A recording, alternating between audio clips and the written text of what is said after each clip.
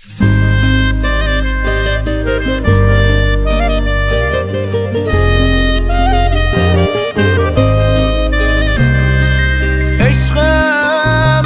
تو تنها دلیل وجود منیدن، عشقم عزیزم تو تار و پود منیدن، عشقم عمرم و نظر دو چاو قشنگت عزیزم، بی تو به هر لحظه شفته حال و مریضم، بی تو عشق من و تو افسانه نیه، ای دلشی تو دیوانه نیه، لا ندیری تو انو دلمه عشق ما گیری لانه نیه، عشق من و تو افسانه نیه، ای دلشی تو دیوانه نیه، لا ندیری تو انو دلمه عشق ما گیری لانه نیه.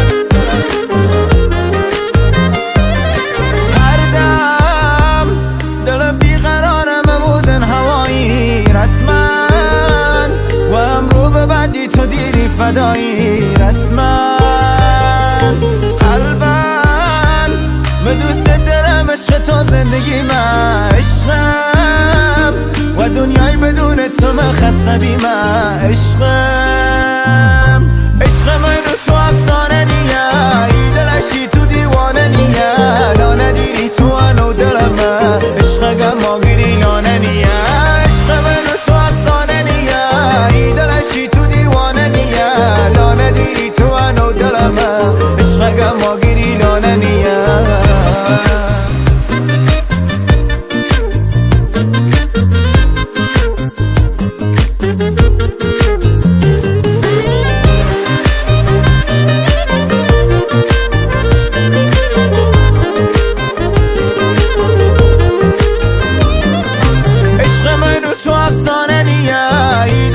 تو دیوانه نیه، لا ندیری تو انو دلمه عشق ما گیری لانه نیه، عشق من و تو افسانه نیه، ای دلشی تو دیوانه نیه، لا ندیری تو انو دلمه عشق ما گیری لانه نیه.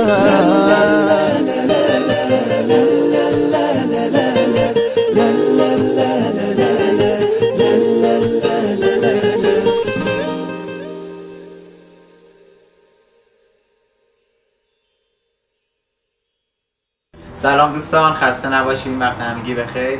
الان در خدمت دوست و همشهری عزیزم آقای علی خسروی هستم، مدیریت فرش بزرگ خسروی که زحمت کشیدن و اسپانسر آهنگ هوایی ما شدن. خیلی ازشون ممنونم.